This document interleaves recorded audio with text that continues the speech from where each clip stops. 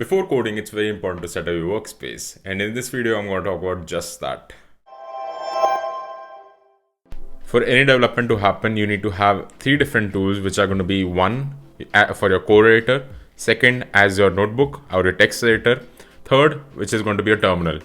Now, I'm going to tell you both the first and the second one. For the third, which is your terminal, I don't really have any preference. I use my standard Mac terminal, or you can use Iterm for Mac, but for Windows, I would highly recommend use PowerShell. Without any further ado, let's actually look into all of these things and install them so that we can get started with the development. Okay, so now we are in the browser. So we are in Google Chrome, and over here I'm going to start by downloading Sublime text editor. So I use Sublime Text Editor 3 or Sublime Text 3, which is the latest one. You can just go to sublimetext.com and you can download it from here. I use a Mac M1, which is why this is now compatible. Earlier it wasn't. So you can just click for Mac, or you can see for Windows as well, and you can download for Windows.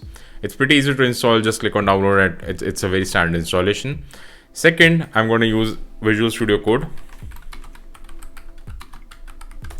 This is going to be a main code editor where I'm going to install all the dependencies, all the packages which are going to be required.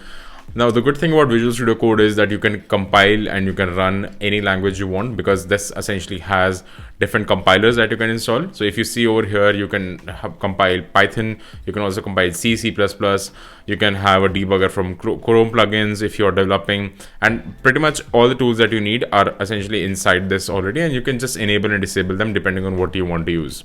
So it's very handy, very helpful, and I believe this is the best code editor up till now, and everyone uses it. It's very stable, very defined, and I think over the years they have actually made this very stable as well. A good thing is that you also have Git built in, okay, so which is one of the most important things. I feel without Git it's going to be quite tricky. What does built in means? It means when you're merging into a different branch, or when you're on the master branch, you can see where you are, so it's pretty easy to navigate. We're going to use Git in our further sessions, and we're going to understand Git properly as well. But this is essentially going to be the one which we're going to use. So you can just click on download and download for Mac. I'm going to download for Mac, but if you have Windows, you can install it from here. The third tool that I use is just for Mac. Okay, it's known as Iterm 2. Okay, so Iterm 2 is the terminal which you can use. I feel this is much more smoother and much more better, and you can modify it quite well. So it's one of the most important thing is that this is a replacement. So you don't really need to use your standard Mac terminal. Rather, you can just use this, and this has quite a lot of features which we will discover on the way. But I highly recommend using this.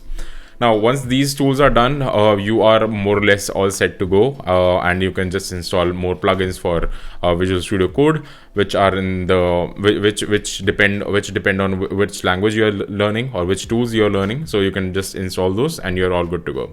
I hope this video was helpful, and I'll see you all in the next one. Till then, happy learning and peace.